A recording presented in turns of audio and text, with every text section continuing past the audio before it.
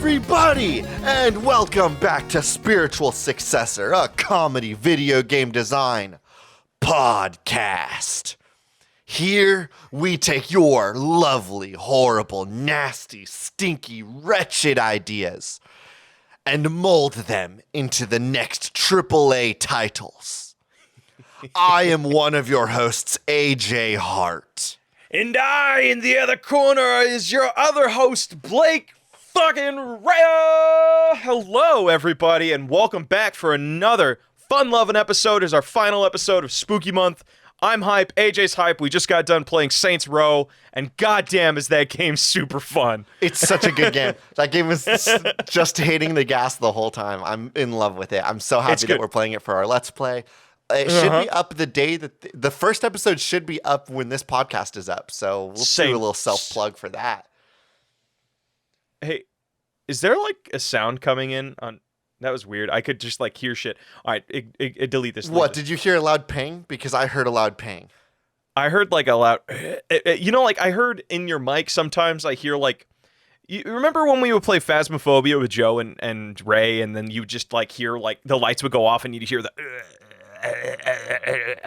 in your ear. Sometimes that just comes through on your mic. So I don't know if it's either that mic's going bad or you are haunted. Like you have a poltergeist that is just chilling out in your house. You should lay down some books, take some cameras, set them up, and go with the black... Actually, maybe not the blacklight camera. I wouldn't trust walking around your space with a blacklight camera. Be like a Jackson Pollock painting. It just take it as you will. I just don't trust it. It's either you're a murderer or you make messes. Or I'm a nasty, dirty, messy boy. You're a nasty boy, a nasty boy. Hey, right. Speaking of nasty boys, speaking of being a nasty boy in the way that I am, Blake, I'm so desperate to get my ass to like a Target or a Walmart or a Safeway. I don't know where it's gonna have it. But are you, like, did you hear about underwear or something? You hear about the new seasonal sodas that are coming around? Oh no, there's seasonal sodas. Is there one that's pumpkin flavored? Tell me there's one that's pumpkin spice flavored. I will die. Better, bud. Uh-oh. What is it? We got a chocolate Pepsi in the real world. Oh, we got chocolate Pepsi in the real world? You telling me I don't have to go down to my local diner to get one anymore? I'm saying that you don't need to go down to your local fucking diner. Ooh. I'm saying that we have... Pepsi company said, hey, what if we got in on the chocolate Pepsi buzz? Yeah, and like, the chocolates... Dude, that fucking gets me hyped because you know what? Hey, I love a good vanilla Pepsi. I love a good cherry Coke. But you know what? We don't get enough fucking chocolate sodas. We don't get chocolate sodas enough. And chocolate Pepsi fucks so hard. And every time I tell people that, they think I'm crazy. And like, no, I get it. It's great. It's tasty. Like, you got it. You got to fucking try it. It's not like they scooped a wad of Nutella and just dunked it in your Pepsi. It's like they just blast it with the milkshake sauce. They got their milkshake chocolate sauce, blast it into your cup of soda, and you drink your chocolate Pepsi. Do you think I could take a... Oh my God, AJ, food crime. Food crime coming to your ears. I'm going to take chocolate Pepsi, vanilla Coke, and cherry Coke, and I'm going to pour them all into one chilled glass. Can I ask a question? I'm going to have a Neapolitan soda. Can I ask you why you decided to go with a chocolate Peppy boy and 2 Coca-Colas if you could get cherry and vanilla Pepsi? Wait, I can do that? I honestly did not know that there was vanilla Pepsi out there. I knew there was cherry Pepsi, but like, who the fuck drinks cherry Pepsi? It's disgusting. Cherry Coke is where it's at. That's true. I think there's a vanilla Pepsi. Anyway, fuck those flavors, dude. Like, I'm so hyped about the idea of chocolate Pepsi coming into the real natural world. I just hope that it lives up to Bob's Big Boys Burger Establishment's chocolate Pepsi. It's not, because it's going to be sitting in a can for a while. Like, as much... People drink Yahoo out of a can. Maybe chocolate from a can hits right. I've never had it before. But Yahoo isn't fucking carbonated, though. And also, that's not chocolate. That's just chocolate-flavored water. It isn't. There's no milk in Yahoo, believe it or not. That blew my mind when I found that out. There's no fucking milk in Yoo-Hoo. It's just chocolate water. But also chocolate... You're joking, right? No, that's a legit thing. I was curious because I was like, they say it's like, at no point on the bottle do they say it's chocolate milk. So I'm like, that's weird because this... water, high fructose corn syrup, and whey. Yeah, dude, there's no fucking milk in that. Isn't that insane? As of early February 2019, which means that before 2019 it was milk. Wait, really? Oh, Oh, I guess maybe I read that late in the game. Well, either way, there's no fucking milk in it now. It's just water with chocolate in it. Who does that? It tastes good. It tastes pretty fucking it's pretty tasty. What if I toss some like carbonated water in that? Like, do you think it would be like, maybe not carbonated water, but like carbonated tonic or so, tonic water? Is that what it is? Isn't that just carbonated water? I don't know. Do I look like a bartender that keeps track of these things? I don't even know what You do bitters look like are. a bartender, actually. Yeah, I roll up my sleeves enough. All right, but you know what? Hey, we both look like bartenders, but you know what we look more like? We look more like game designers. Yeah. We make shitty fucking games for the internet, and we're going to make a spooky one today because it is technically our Halloween episode. So you know what? Another AJ, spooky one, huh? Another spooky one. I mean, we only get 4 of them a year. Like, we I only think get the to make spooky 4 takes spooky just episodes. about up. We'll see if we can't make it another one. Okay. You think we can go with something a little bit more cartoony? All right. I just think I'm well, done with spookies. You know what I mean? Like, I think I'm going to throw in the towel early. I think I've been hard on that Halloween kick all month. Oh, can I put you on blast for something actually before we go into games? Because now we're talking about spooky shit and Halloween. All of internet, I have something to share about AJ that is incriminating, and send him your hate mail. AJ doesn't think Over the Garden Wall is the best Halloween product ever made. He thinks Halloween Town is because he grew up in the Halloween Town like a chump. So I just wanted to get that off my chest. Town. I can't flex with Over the Garden Wall. Like, oh, you seen this good little animated cartoon? It's really good. Like, everyone can say that. But me, I'm one of the few people that can say I grew up in Halloween Town.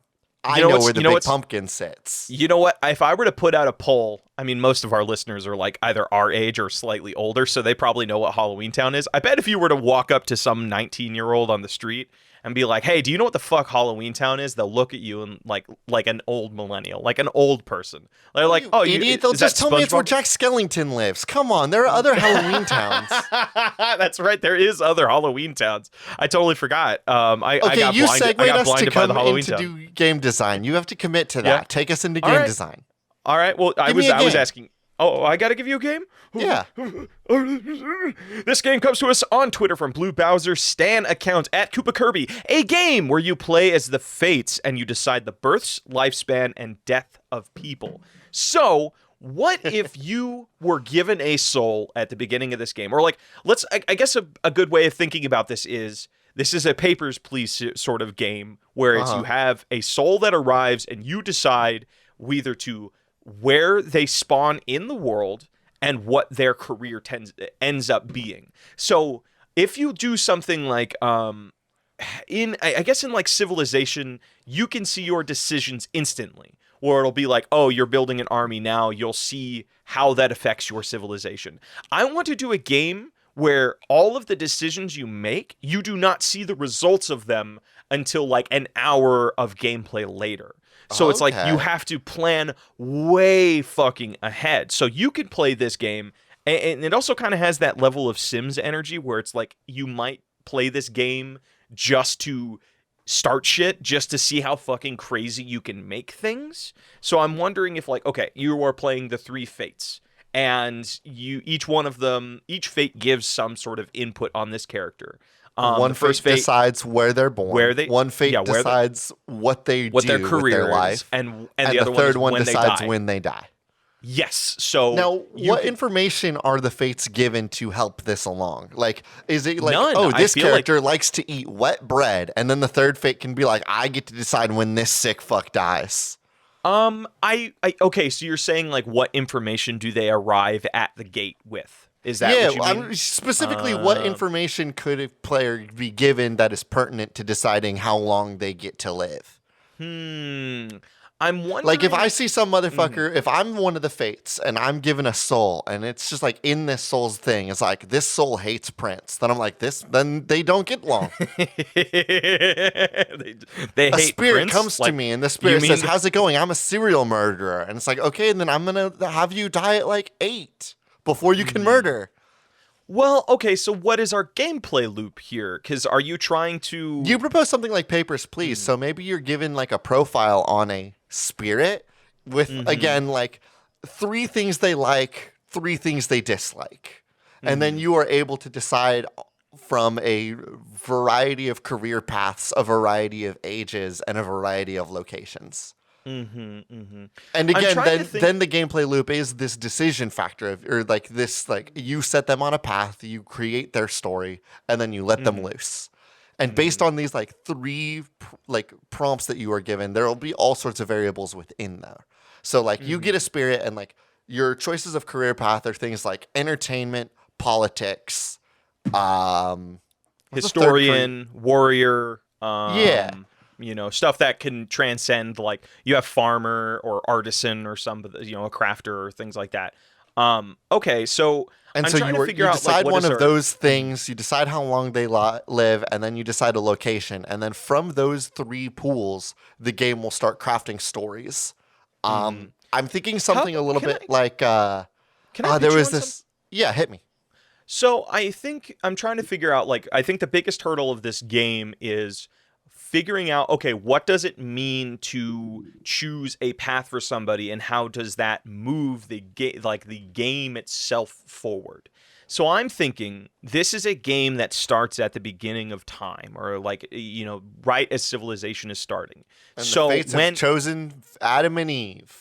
Well, what I'm getting at is like the fates don't start out with all of the jobs, because jobs get invented throughout time. So it's like, okay, so when you first spawn, the only options you have are farmer, and maybe you can't make them live longer. Like maybe farmer and plower, the 2 kinds of jobs there were back then.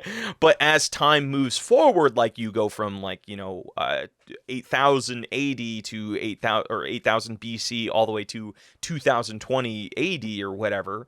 The new jobs open up, new careers open up, new abilities to communicate open up. So I'm trying to figure out, like, okay, how can we influence this game? So I mean, I guess, like, so what's the end goals then? Like that, are you trying to do utopian society or hellscape society? I guess just that's really make them all die down. at 4. Hellscape society achieved. Like I'm wondering if, like, you don't have complete control over when they die. Like, I wonder if you can like, based on your decisions, you're given percentages. So it's like this person has a 40% chance of dying at age 8, but maybe they won't. So it's like there's this level of unpredictability in all of your decisions. And then I'm wondering, can you do some sort of, maybe we're thinking like too far outside of like the effects of the people that you are spawning. Maybe what if we thought about more abilities that we can use, because we're dealing with more abilities that the fates have access to. So what do fates want? If we're trying to figure out what the end game is. Well, let me pitch you on this. So you've played Prey, right? Yeah, a little bit. So you know, like in their crafting, the crafting system there, everything was just brought down to its basic components, where it's like organic, technological, or inorganic shit like that. What if as you breed this, you know, world and decide the fates of this world, it breeds like cosmic creation stuff of the universe. So it's like you actually can cultivate chaos, and then you can grow it or like farm it, or you can cultivate peace or cultivate love, cultivate death, cultivate like war. And I'm trying to figure out, like, okay, can you grow that shit as if it were a crop or a currency? And then maybe that's what fuels your abilities. So it's like as you grow more chaos, you unlock more chaos choices, or you can impact the weight of the world more as the fates. Because I think if this was just sort of like an open sandbox where you're gonna just like be given prompts, create little characters, and then watch stories unfold within this world. I think that might be cool, because then you can see, like, as time goes on, you can see like how lineages go on. And maybe it's very bite-sized, so it's not like, you know, this reminds me a lot of Crusader Kings 4, I believe, was the most recent one. How so? Crusader Kings 4, it's a top-down tactics game, but one of the things that was really interesting about it was the fact that there was a timer constantly running on your own character. What Crusader Kings did that was pretty unique was it wanted to be like sort of a character-based tactics game. And so like Civ, where you're just kind of growing your kingdom, you can then have your character will have things of like, this is the things that they like. These are the things that stress them out. These are what they're good at. But then after, say, like 12 turns, your character will die and you will be given a new ruler. Oh, So are you saying usually some sort of like child, and so you can do a lot of like character stories through this game, and there's all sorts of writing prompts about like, oh, because you threw a party 3 weeks ago, your cousin that owns this kingdom is jealous for not being invited. Watch out. Let me pitch you on something. Because what this is telling me then is maybe we're thinking this game isn't working because we're thinking too big. So let's boil it down. And like you said, let's figure out what the Fates want. The only examples of the Fates I have are one from the Hades Town musical and the Hercules animated movie. So I don't know anything about the Fates, but you know what? I'm just going to assume that this is what they want. The Fates control the deaths and lives of fucking every living being. But you know who they don't control the lives of? The gods. Yeah. What if they are trying to this is them building their plot and building their own kingdom in the background, deciding, okay, we're going to raise this kingdom up because only a mortal can kill a god in this world or something like that. And if they can't cut the gods' strings, then they'll simply tie them up.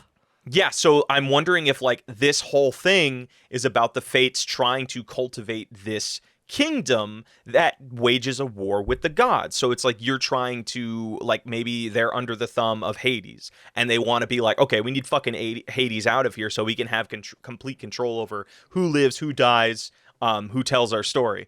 Okay, yes. So what this is we're using this like prog gen narrative thing to like give us, oh, you've created a really, like, this historian or this politician you had a spirit for, you gave them a short time to live, but in their short time, because you gave them XYZ boons, then they've become an incredible asset. You get a bunch of extra chaos points, something along those lines. And once you gain enough chaos things, then the Fates, once you get enough resources through this prog gen paper please style, it's paper please as you are given a prompt, you decide how long, what type of life, XYZ of a character.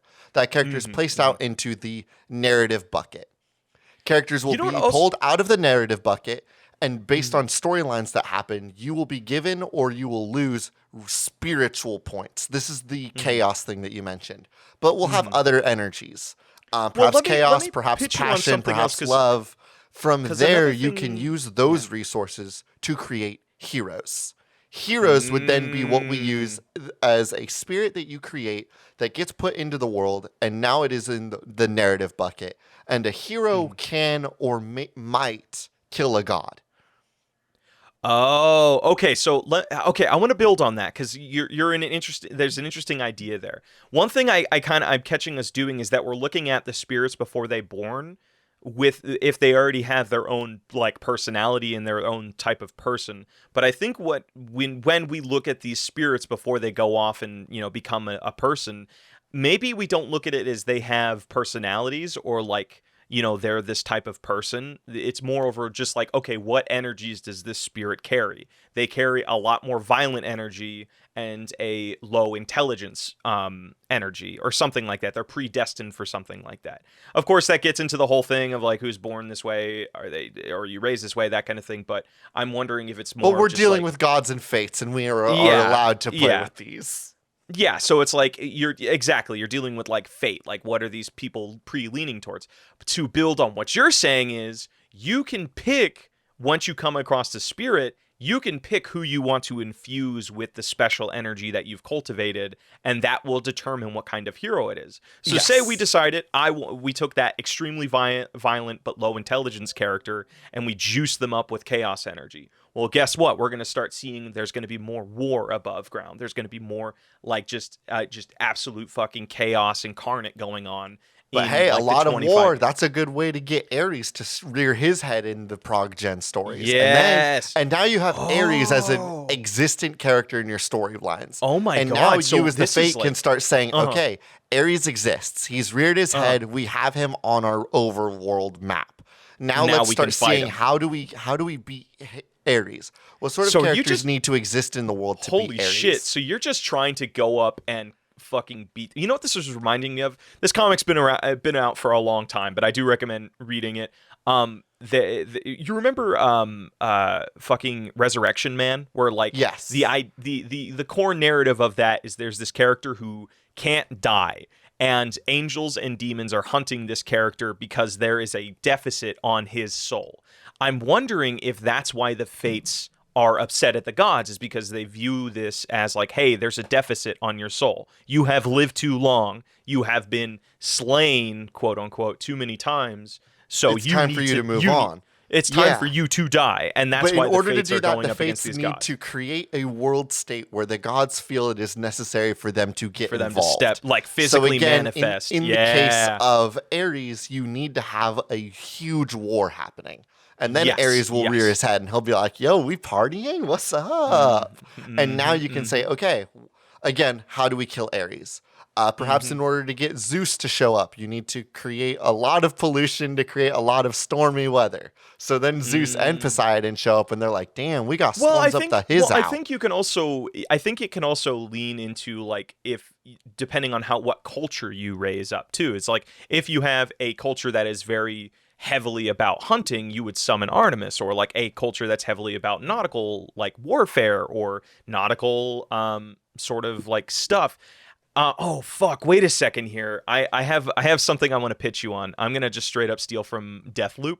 So the core idea of Deathloop is you need to be able to do a successful run where you kill everybody. If you miss even one person, your run is forfeit. I'm wondering if this is a long play game, a la like Civilization style, where one run takes like 40 hours. You need to do a successful run of this game where you manage to kill all of the gods over the course of one game. And that can, and I'm wondering if like that's something that's too much. Is like that, do you do like, it's a scripted narrative, or is it like you just, hey, see what you can do, you figure it out, trial and trial again, you know? And I think it's the later. I think it's a bunch of like trial and error, try it, see if you can do it, see if you can't, and like it'll be RNG based. There'll be clips out there in the world where someone's like, I killed all of the gods in 20 minutes on my run. Yeah, speed running God killer. Oh fuck yeah! All right, okay, cool. Let's put a pin in this. Why don't you give me a game? All right, that seems fair enough to me. This comes from Barry B. Coltrane at Nomino31. Reverse murder mystery. You have to convince serial killers that you are also cool. You have to convince serial killers that you're also cool. So are you a serial killer?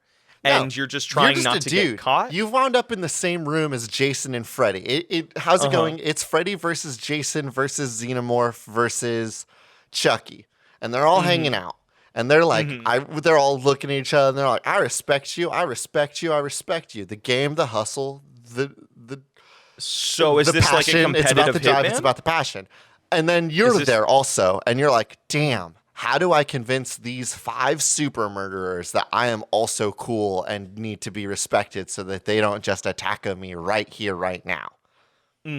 So, okay, I don't necessarily... I guess we need to kind of dive in on what exactly that means gameplay-wise. Is it like a Hitman versus thing where you guys are in this open sandbox of murder and you are trying to out-murder the slashers you're going up against? So is it like you're trying to be the number one scarer or the number one murderer?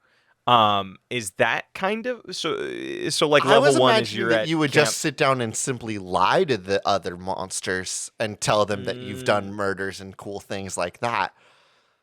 But okay, perhaps so you do have to show them that you are capable of murder and simply choose not to. So, okay, so you're... Okay, wait, I think I got it. Okay, go ahead. What if you were somebody that is trying to convince that these murderers that like, hey guys, I know that you guys feel really good about doing the murder, but what if you just did all the things up to the murder and then let somebody go? And then the murderers are like, why would we do that? And you could be like, no, because I did it? Because I used to murder all the time, but I've realized that the real joy is not in fact hurting people, but just giving them a good spook and a fright. The edging murder is what you're basically suggesting. It's about edging to it. It's about getting close to hitting somebody with a chainsaw, but not actually doing it. And again, like, you know, fucking the guy in the Texas Chainsaw Massacre murderer is like, I don't know if that's true or not. Have you done a murder before? And you gotta be like, yes, I trust me. Dude, I've totally hit people with a chainsaw before. I just, it just doesn't hit the same. So, okay, you're onto something here, because I was about to say, like, I kind of have a little bit of an issue with just like hey, let's murder because it's fun to murder. Like, Dead by Daylight is able to pull it off. That's what all the murderers in the murder movies do. What you're trying to do is you're trying to tell them, look, the murder's the boring part. Yeah, it's about the hunt. It's about the thrill of the chase. Yeah. Look at how much more fun we can have if we don't kill them and simply bother them as a funny prank. Okay, so you're more about, like, okay, what that's telling me is there's some sort of meter that you need to keep up. So it's like a fear meter. So how it's do you like get Jason to stop murdering people at the camp and get him to just pull funny pranks on them? So it starts out like really brutal and then goes to being more of a jokey thing? Yeah, like you show up and you're like, damn, this dude really walked out of the lake and then attacked somebody by like picking them up and putting them on a hook inside of a closet. And then by the end of it, you're like, no, Jason, that's not funny.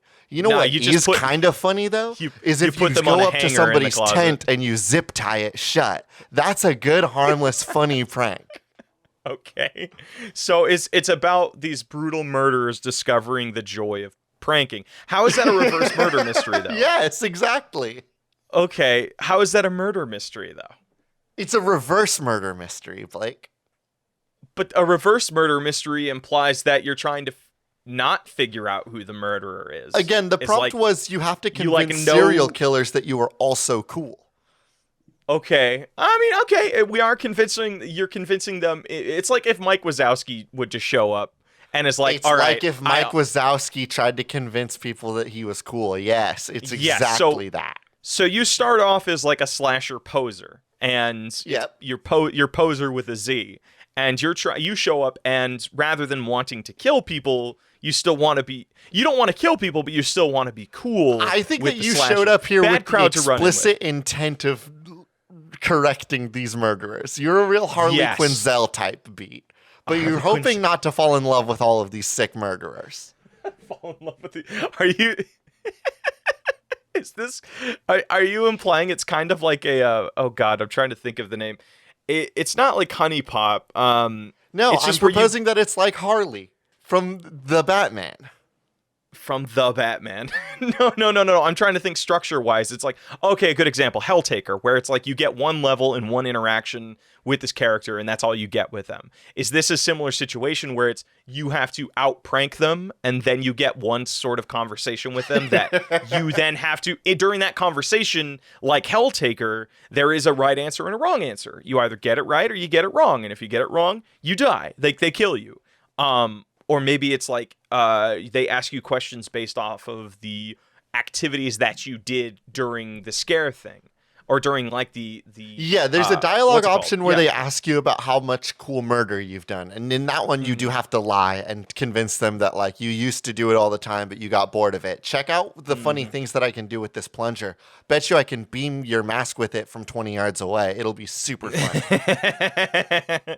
So then the gameplay loop is you are going up against Jason, you outprank him, bam, you get a fun little like saucy conversation with him, and then bam, you're going to Freddy. Then the question then is, how do you outprank these characters? Like, what is the gameplay? A part of me wonders if it's like a... Hear me out. What if it is you are dropped into a zone and it is a craft-a-thon? You have to run around and collect things and then craft pranks. Oh, I love that, because that's like a competitive thing. See, that's cool as shit, because not so much a competitive thing, but more like a video game version of Home Alone, where you're like, okay, I'm going to show this man how funny I can be. By the time I'm done with Freddy Krueger, he's going to look like the funny chicken thing where I cover him in tar and feathers. And it's a super good prank. Well, how about this? Because I want there to be some sort of escalation. You have to prank the NPCs of the area, and then your final prank is against the monster slasher that you are versing. You have to prank all of the teens that they were going to murder first. Yes. And then that will summon them to the area or something like that, and then you have to figure out how to prank them. And I'm wondering, it would be kind of a fun little twist to do on this. I'm wondering if it would be... You prank all of the people that they were going to try and kill. That summons the slasher, And if the slasher finds you, he kills you or they kill you. But you can only prevent them from killing you if you get them to laugh due to a prank. So it's like you scout the area by, and find what resources are available to you in this environment as you are pranking all of the kids. And then, after you prank 5 kids or 5 whatever, that summons the slasher. So now you know the environment. Be like, okay, the slasher's here. This is their ability. This is how they maneuver or whatever. They're coming to kill me. But I gotta prank them first, and then that'll make them laugh, and then they decide not to kill me. It's like, oh, you're cool. And there will be all sorts of like little items that you would have noticed while walking around that like were interactable, but you weren't certain how. And like there's a flagpole sitting around. You're like, I don't know what to do with the flagpole. I'm gonna go off and prank these teens. And then like later on, you find Chucky's underpants, and you're like, I bet you if I run Chucky's underpants up the flagpole, that little dude would think it's funny. A little bit, yeah. Just like, okay, so it's just convincing them to not kill you is the conflict it's environment puzzles and yeah. convincing people not to kill you. Okay. All right, let me give you another game. Wait, I have one more wrinkle that I would like to throw into this. Oh, okay. Because I think that something that's important to think about is character. And who is this single character that has decided to use their incredibly cool... Who do we think in the world is capable of being a murderer or capable of telling people that he's cool enough to do a murder, but also is somebody that has done so many good pranks and now has decided to use that power for good? I don't know. I don't keep up with prank channels. Do I look like I keep up? Oh, is it going to be Ashton Kutcher because he does pranked? Oh, we could bring back Ashton Kutcher. See, I was considering somebody that could prank with the heat and level of a serial killer. Okay, and I was thinking about the triumphant return of Bam Margera. Bam Margera, didn't he like sue the Jackass people because he wanted a lot more money than what they were paying him for the new Jackass movie? Was Bam Margera part of the new Jackass movie? He was going to be, and then he quit. Like I guess got dropped because something happened. Like there wasn't insurance or something. I don't know what the situation is. I don't know if Bam Margera is a dick. Is what I'm getting at. I hope not. That man is important in my adolescence. I watched a lot of Viva La Bam growing up. Viva La Bam.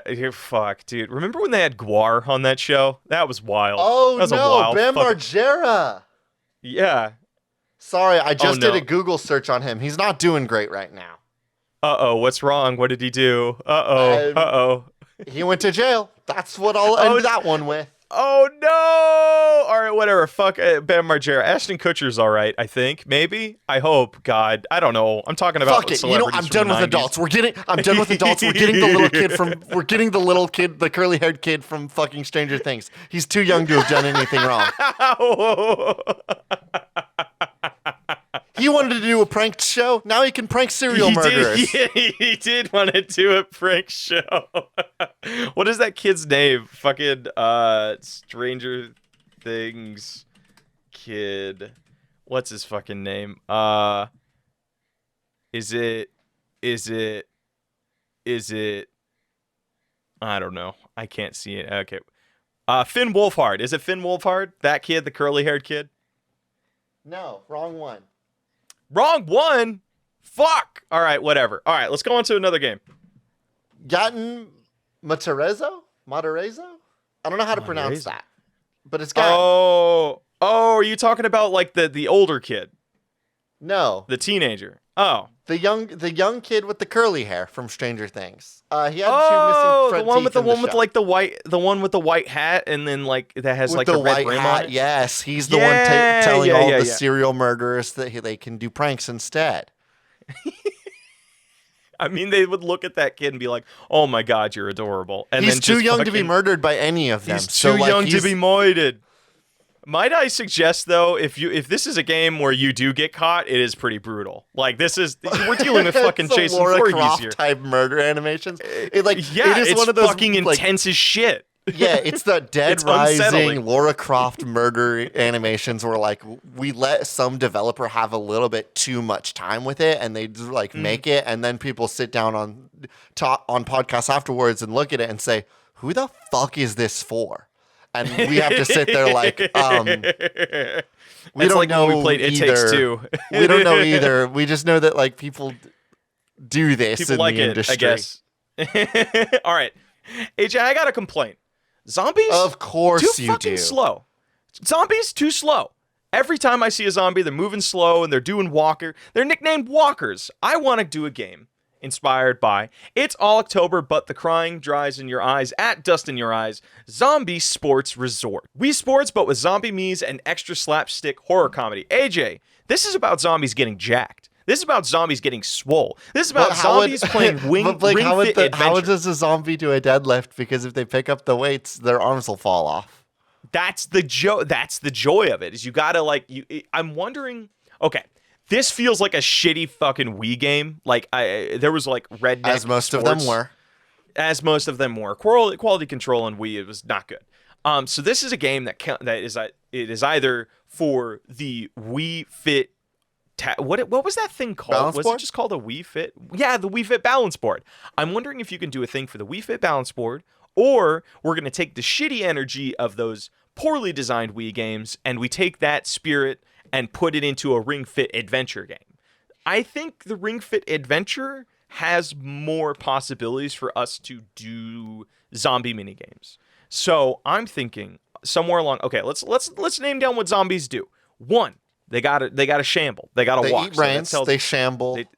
They eat brains. They shamble, and they moan in unison. So their jaws fall off, and that's jaws. really funny when it happens. So is there some way we can do a sports game, or let's take some of the what are the sports games in Wii Sports? They bite your Resort? dick. For a second, I didn't know what you were referencing, and then I remembered, oh yeah, that kind of does happen in Dead Rising 2, It happens doesn't it? all the time in Dead Rising 2, which is, of course, the greatest zombie media ever made. Zombies do bite your dick. I mean, they don't bite your dick, they just get adjacent. They're like dick adjacent biting, and I don't know why we're having this conversation. This is You were not a asking good me what conversation. zombies do. But you didn't need to like go into detail of where the bitey parts are. I think it's important to know where the zone's at. Where the zone's at. Okay, so are you playing? Is this okay? How about this? This is a game of Halo infection kind of game where it's you start as the singular zombie in a mall or in a small little town or city, and your goal is by exercising and doing certain doing certain exercise regimens, you move from person to person and infect as many people as you can. But where the sauce comes in is after you infect X amount of people, military shows up. People with guns come out. You have to then balance infecting people while also outmaneuvering the people hunting you in this area. So it's an exercise fact, this game. is actually the danger that all gym bros actually go through on the daily. Wait, what? A gym bros? You ever talk to a gym bro? No. They'll work out and don't flex hang out at with you people and who try to work turn you into a gym bro, but if too many gym bros gather up, the military does get called. So, okay, in this world, it's like maybe we just take like the wasn't the plot from fucking Sunset Overdrive that it was an infected energy drink? It was a nasty energy drink that turned people into monsters. It's just infected protein powder. So when you get bit, you just fucking turn into a muscle-hungry zombie. Oh my god, that's what they eat. They don't eat your brains. They eat your fucking muscles, dude. That's where all the protein's at. That's where the protein's at. Okay, so you were playing as a zombie that is running around and doing Ring Fit Adventure workouts at people. Then you get to eat their bones, and not their bones, their muscles. They're incredibly cool, powerful muscles. You infect them. They join your horde. You continue running around like a mobile game ad, making your crowd of zombies bigger and bigger and bigger, and faster and faster and faster. Well, let me pitch you on something. So, if this is, I wonder if we can apply a little bit of strategy to this game. So you start the game off. You're the only zombie in this mall. You walk over and you find somebody. You do a little. You have to squeeze the ring fit to make yourself walk. And then once you get there, it goes into like you have to do some sort of like regimen while you're there, and depending on how well you do on the regimen, you can choose one of the next two things. One, you can either bite them and they will join your horde, or you can consume them and increase your own stats.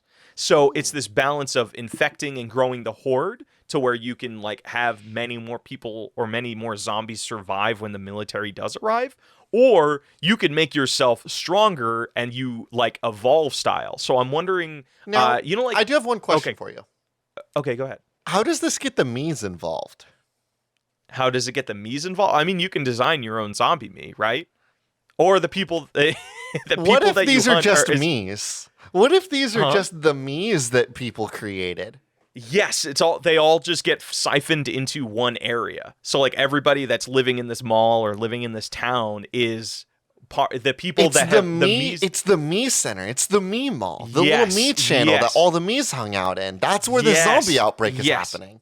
Yes, exactly. This is a game where you are using the incredibly cool Fitbit or the incredibly cool Mii Fit or Wii Switch Fit. What's it called? The Ring Fit. Ring Fit. Stupid. Anyway, you're using the Ring Fit adventure. You've been dropped into the Mii shop, the Mii channel as a zombie, and you're going to run around and kill or eat all of the Mii's that exist. There will be uncomfortably realistic screaming and crying. There will be uncomfortably realistic eating animations. We will watch a Mii bleed. Oh my god. I mean, would it be funnier if it was more cartoony as if it was Mii's? Or would it be like if you put the Mii's in Unreal Engine? Is that what you're getting at? I want to put the Mii's in Unreal Engine. Oh my god. So it's going to look like, remember when they took like Majora's Mask and put it into Unreal? And it just like had all of the textures were fucking beautiful, but it still had that sort of like old quality to it. Yeah. So we do something similar to that. So it's the balance of, so what's our end game? Is it just each level is you starting out in a different, that's it. Each level is just a different like popularized area. So like the first level is a convenience store, super small. You start out there, like maybe only one like police officer shows up, and of course you got to get him and all that shit.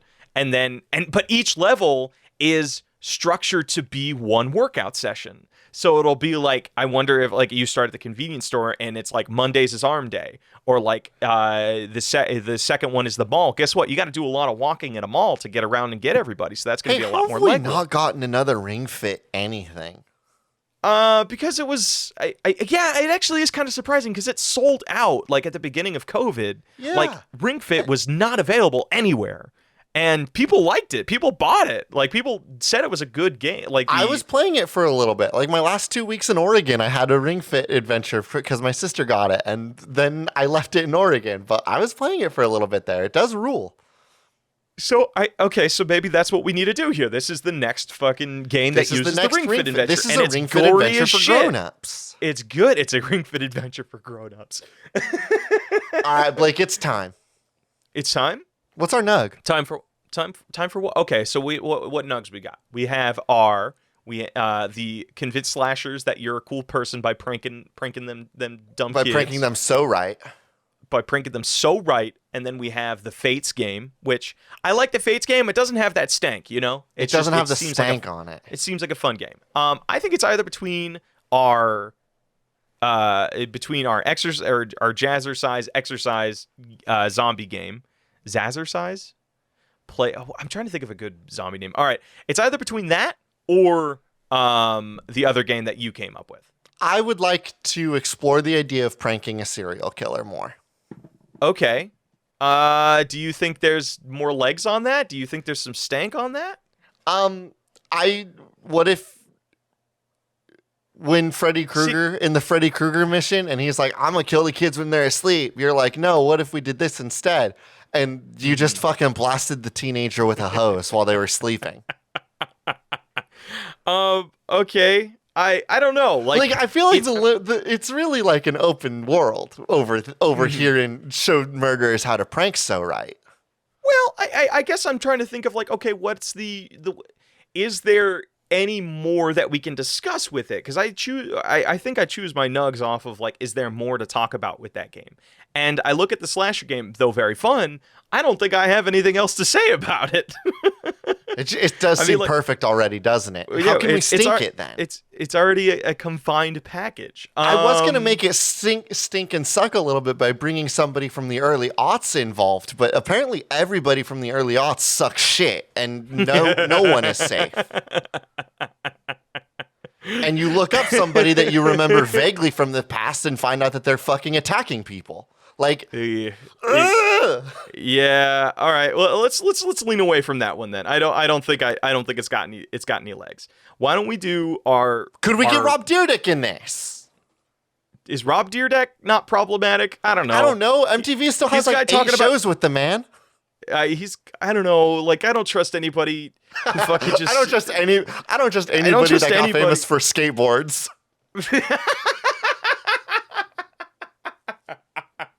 Tony Hawk's pretty cool. Like he hangs out with kids and donates a lot of skateboards. For now. Give it 3 weeks and someone's gonna be like look it up and be like, Tony Hawk killed a man with a skateboard? He got away with it because nobody recognized it because he broke the skateboard. So when people were like, hey, who's that murderer? They were like, oh, it's just a guy. It's not Tony Hawk. He doesn't have a skateboard with him. Weird side note, I saw a dude on the street the other day.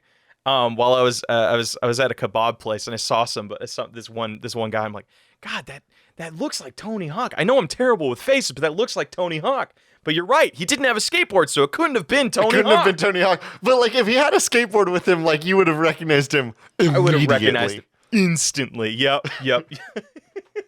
All right, so let's talk more about our zombie exercise game. I feel like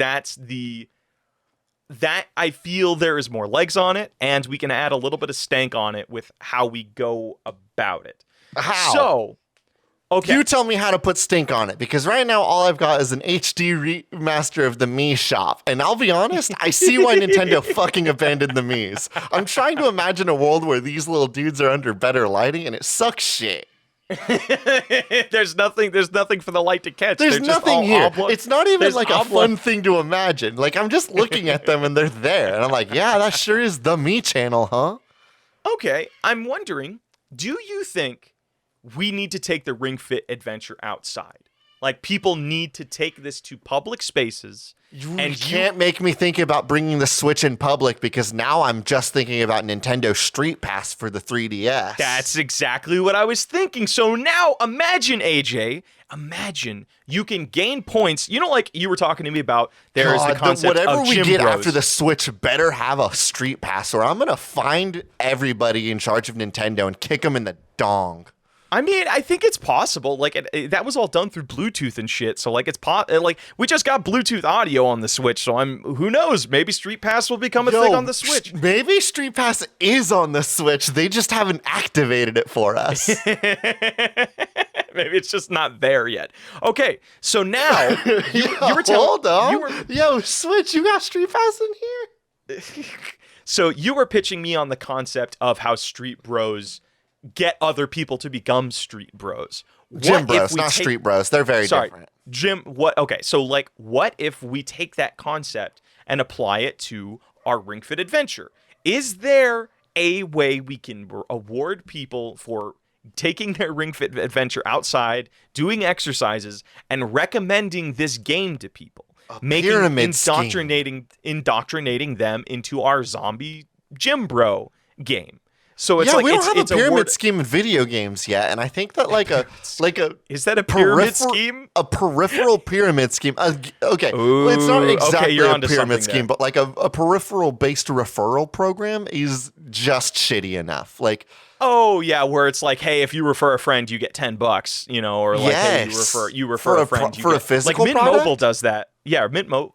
Yeah, actually, because a lot of that shit's digital, isn't it? Where it's like, hey, refer. Well, I mean, I'm imagining you would like a place I used to work for just announced that if somebody buys a scooter with a referral code from you, then you will get money out of it, which is weird. Yeah, really, that's so fucking weird. So I'm wondering if you can do a thing where if you refer somebody, what if it covers the cost of your investment? Like, it covers the cost of your Ring Fit. So it's like okay. I was going to say, how expensive are you expecting this? So you're proposing the idea of a game where, like, the cost of the Ring Fit is eaten when somebody convinces one other person to play the game. Yeah, but how many times can... In this day and age, AJ, it's hard to convince your friends to play shit. If Your and I's friendship is any example of that, it is so fucking hard to convince your friends to play things that you play. So people are going to buy that thinking they can cheat the system, and guess what? Nobody ever does. My brother Jordan, he's always trying to get me buy in on things that he is in because he gets a little cheapy discount from it or some money or something. Never works. I love my brother. I don't love him that much. You don't love him enough to get into Dogecoin? I don't love you that much. I know. I mean, Destiny I got into. That one was a rarity. But the idea is that that's the stink, is thinking giving some sort of peripheral program that people for activewear video game. Yes, and then that's giving shady. People, I like it. Then giving people the idea or the belief that they can just buy this game, refer somebody, and get completely reimbursed. Like they think that's a possibility, but in reality, more importantly, harder. It's for a product that you and I know is sold out.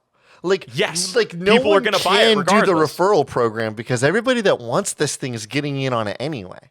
And so what we're creating is a physical product, a physical peripheral for our zombie game, where nobody can refer anybody because the people that would be interested are already in it. And here's the thing: like, guess what? A person does manage to refer somebody. We still have that person actively trying to refer other people. We still made a profit off of that one unit. Yeah, we can take a hit, but we're gonna make some wins. You know what I mean? Yeah.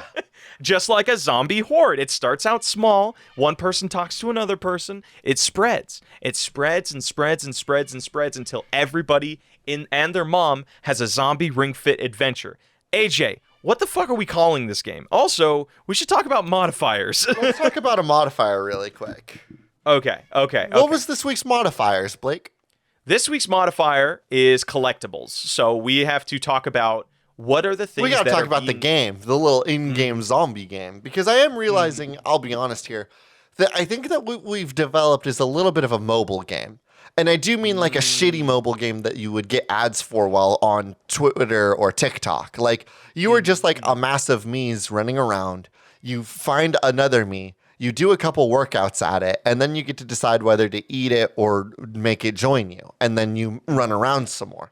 So like the game here, not that in depth. But what's important here is simply the rush. We're building a clout chasers video game, really. Okay, so what sort of collectibles could we snag? I have a really unique one from Gazer, and they recommend pictures of you.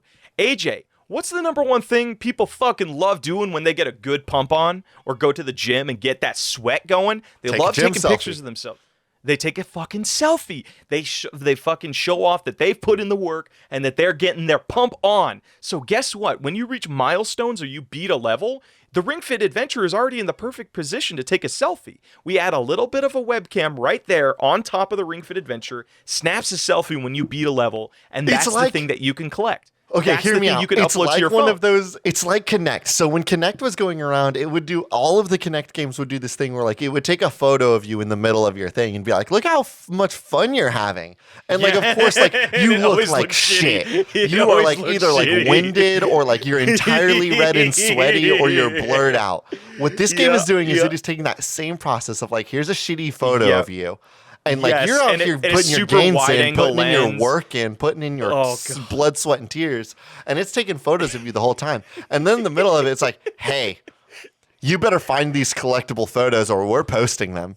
It's going up on your socials, baby. Oh my God, are you ransoming these photos? We're ransoming their photos. Yeah, we're taking the Connect photos and we're telling them that they better find these collectibles or we're going live. Wait, that's a good motivator, actually. Because the Switch is already linked up to most people's Twitter accounts. God knows my Switch is. Well, no, think of it this way. Like, that's a fucking excellent motivator to just be exercising. You'd be like, if somebody got a picture of me, like when I was just doing like reps in my backyard or whatever, where like my shirt is fucking soaked, my hair is just caked to my head, and they your say face like, is hey, all puffed up from like that last push up. I know exactly the face. Yeah. And then somebody said, hey, this thing's gonna go online. I would feel somewhat embarrassed and somewhat inclined to be like, okay, if I do another 30 reps, that image never goes out. Like that, and the vice, and by result, they're playing the game longer. They're recommending the game more because they're like, fuck, I'm in deep with this game. I don't want this thing. I can't return it. If I recommend it to somebody else, I can cover the costs of what I paid for this dumb, stupid game that basically holds images of me hostage. I get that money back. So it's this perpetual cycle of this game fucking trying to get you to talk other people. It's like what's that one pyramid scheme, Mulberry or Pieberry, some dumb thing where it's like people just start getting desperate and reaching out to other people on Facebook being like, hey, you want to check out this product? It's super good for your life. Every fucking like pyramid scheme.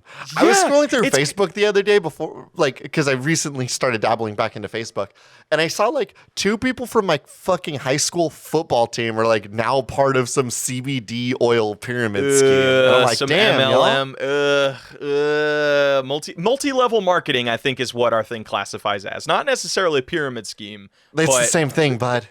Those are synonyms. No. A multi-level marketing scheme is different than a pyramid scheme. I don't know how exactly they're different, but a pyramid scheme, I believe, can be an MLM, but an MLM doesn't always result in a pyramid scheme, weirdly enough. I remember seeing it on a Frederick Knudsen documentary. If you find me an like a multi-level marketing scheme, system, company that is not blatantly a pyramid scheme, like I know like their T's and I's are all dotted and crossed, so it's legally not.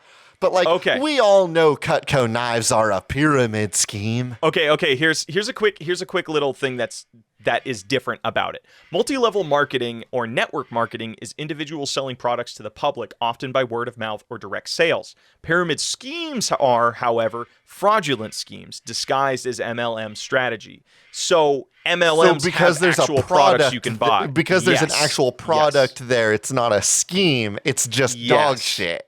It's just dog shit that abuses the people that buy into it, while pyramid schemes have no product whatsoever. I understand that it looks like a pyramid scheme, and it's written like a pyramid scheme, and it is a pyramid scheme. However, might I propose to you that you get these knives? Like, come on. Just because they're effectively using a pyramid scheme doesn't mean it's not a pyramid scheme. Well, no, that's why I was saying it can be a pyramid scheme, but they are different and they can be unique. Like a multi-level marketing thing could be something. It's like, I think it can only go like one person deep, where it's just like you have a company and a bunch of people selling under that company. A pyramid scheme implies that there are layers to it, where there's the person at the top, then there's the second group of people they're selling, and that have other people below them.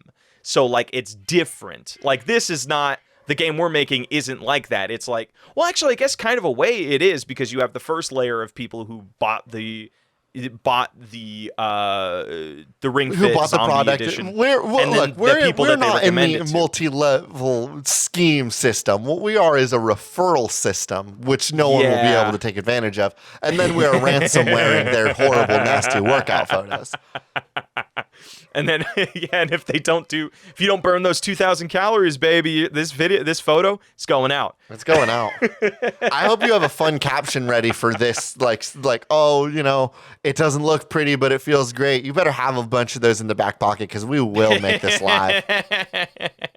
I wonder if if you can use an algorithm thing that'll like digest like all of the posts you've ever made and give some sort of robotic like post sentence structure that goes with an image that it automatically uploads. So it's like if it checks out my Twitter, which is like a lot of like painting and like horror based shit, is like, and then it uploads a picture of me fucking sweating like a dog and says, I got scared by something. And then that's just all it says, like in no context of anything, just a bad picture of me saying I got scared.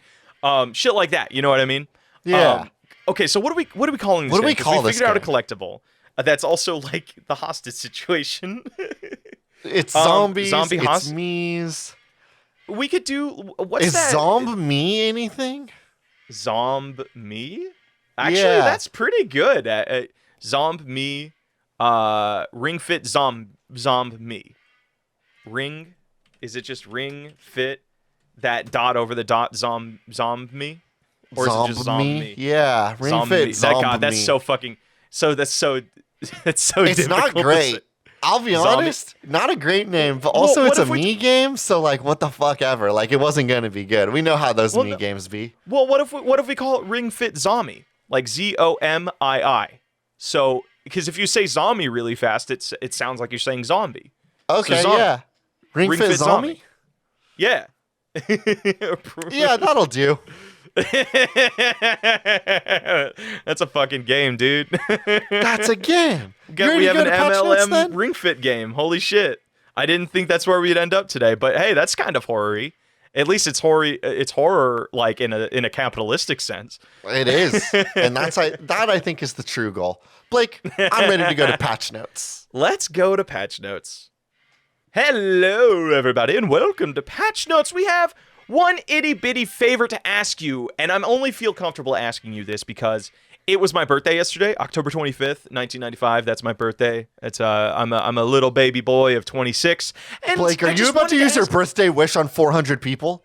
I'm going to use my birthday wish on 400 people. Would you kindly share this podcast with a friend? They have to, legally, if you've listened to at least 2/3 of all Spiritual Successor episodes. No, if you were listening to this, this is a birthday wish. Like this one episode. Oh, okay. I was gonna give them a little bit of slack, but you're right. I'm being too kind on my birthday. No, it's your birthday wish. Weaponize it however harsh as you want, Blake. All right. If you're listening to this, share this podcast with a friend. Share it with somebody you love. Share it with somebody you hate. I want people to check out Spiritual Successor, and if you like this podcast, we hope you do too. I would greatly appreciate it. That's super lovely and awesome. Please give Blake this one gift. Please, for one suggestion a day, you can support a Blake on his birthday. With that, I think we're ready to close the episode. As always, our intro and outro music is Cheap Shot by Anamanaguchi, an excellent song from an excellent band for an excellent game. I have been one of your hosts, AJ Hart. And I have been your other host, Blake Raya. This has been Spiritual Successor, and these are cool games that should not be made.